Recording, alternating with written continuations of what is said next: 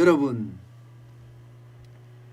종합부동산세 고지서가 많은 사람들에게 발급이 되고 나서요, 지금 시장은요 엄청난 불만으로 달아오르고 있습니다.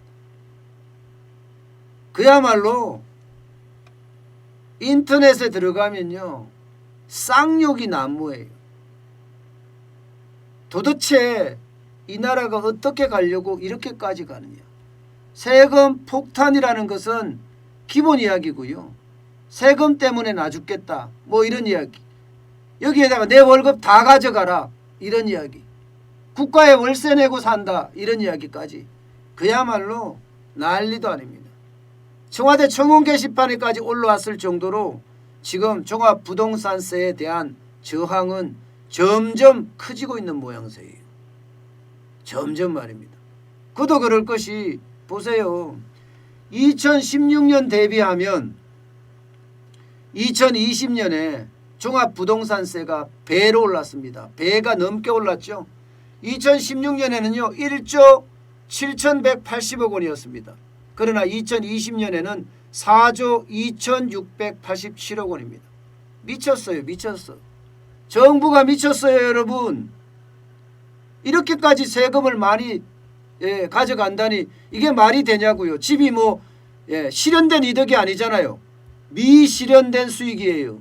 미실현된 수익에다가 이렇게 많이 때린다? 이거야말로 미친 짓이죠. 미친 짓. 대상자도 보면요 33만 9천 명에서 2020년에는 74만 4천 명이에요. 더블이 훨씬 넘게 늘었습니다. 문재인 정부는 그렇게 생각할 거예요.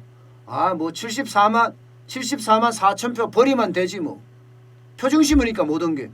여기는 버리고 여기 세금 많이 걷어야 돼. 우리 세금 많이 안 걷으면 큰일 나.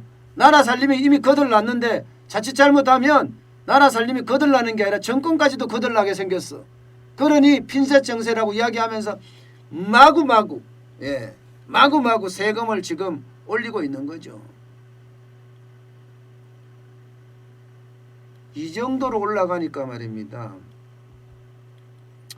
납세자의 저항, 조세 저항, 납세자의 반란 이런 얘기가 점점 언론 기사에 많이 뜨고 있습니다. 납세자의 반란이다. 이게 1978년에 미국 캘리포니아주에서 있었던 일입니다. 베트남 전쟁이 끝난 뒤에 주택 가격이 엄청나게 올랐습니다. 집값이 오르니까 가격의 3%를 재산세로 내야 되는 주민들은요 난리가 난 거예요.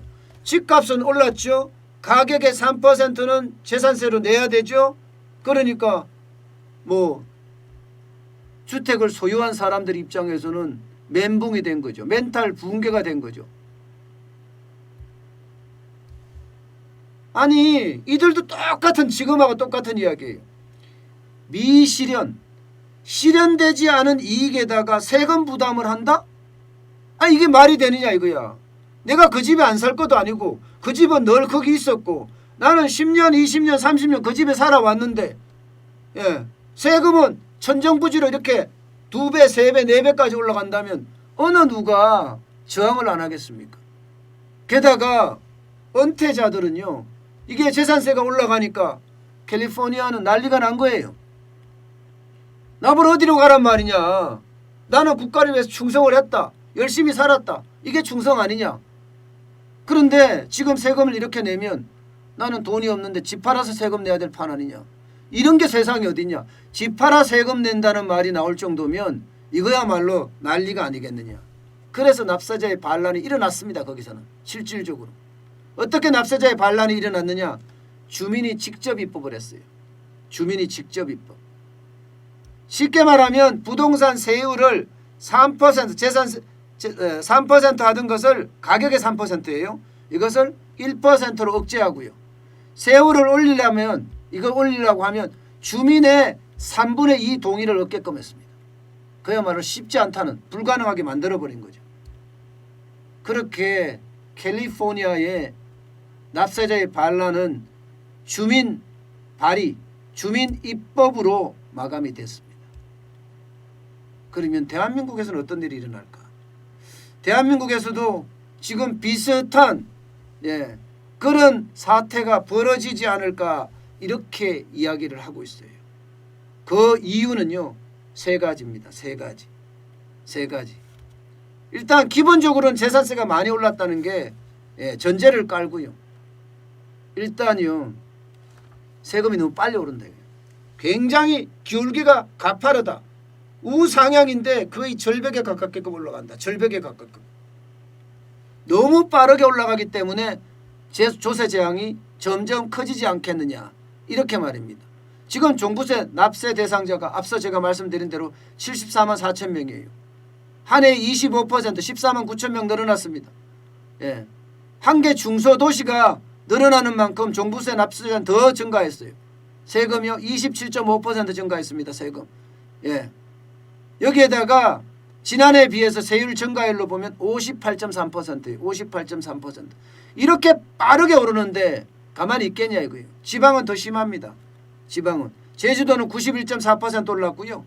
세종은 56.7%, 경남은 38.5%, 대구도 32.5%까지 폭등했습니다. 폭등. 이렇게 빨리 오르니까 거기에 대한 저항은 굉장히 클 거다 이렇게 보고요. 두 번째는요. 1주택자의 세율 부담이 계속 증가하는 거예요. 종부세는요. 1주택자라고 해도 봐주지 않습니다. 기본적으로 최저가 0.5에서 최고가 2.7%입니다. 2.7%. 최저 3억 이하가 0.5에서 최고 94억 초과가 2.7%예요. 그러면 이게 안 올라가겠어요?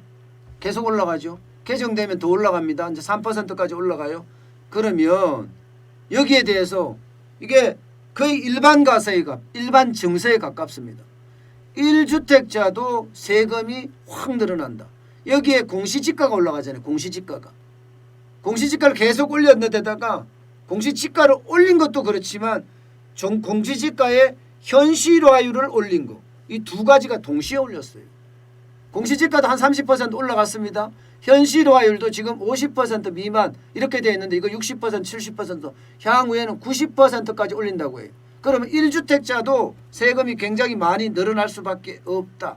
그러면 1주택자의 저항도 심각해진다. 이게 두 번째입니다.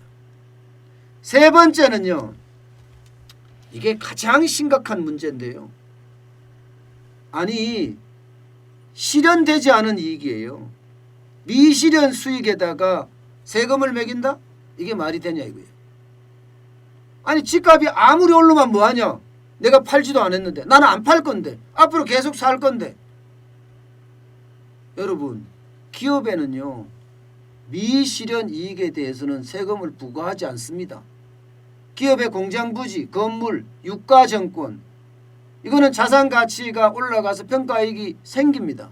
그런데 평가이익이 생겨도 여기에는 세금을 부과하지 않는다니까요. 왜? 미실현 수익이기 때문에.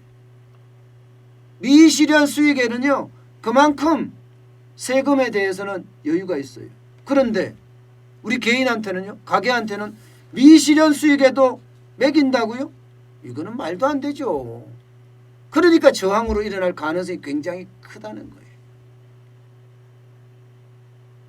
캘리포니아에서 미국의 캘리포니아 주에서 이렇게 일어났다는 사실은요. 결국은요.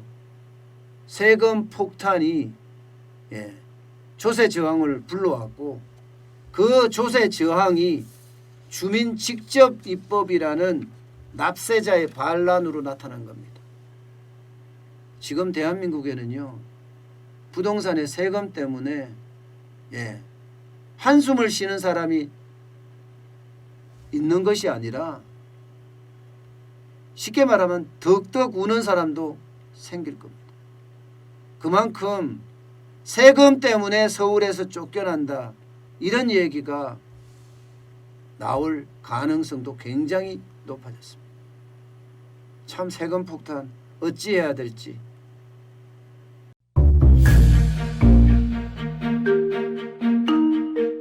세종대왕과 샤넬 넘버 5, 벤츠 자동차의 최고급 기종인 마이바흐의 공통점을 아시나요? 바로 침향입니다. 침향이란 동남아시아에서 자생하는 침향나무가 상처를 입었을 때 스스로를 보호하기 위해서 분비시키는 침향나무의 진액입니다. 진침향은 태국산 침향과 러시아산 녹용, 그리고 국산 홍삼, 백봉령, 또 산수유, 당귀, 숙지향, 꿀로 이루어진 침향환으로 만성 피로나 또 스트레스, 기력이 저하된 직장인분들, 또 수험생들, 연세 드신 어르신분들이 드시면 좋은 환입니다. 진침향 여러분들께 자신있게 권해드립니다.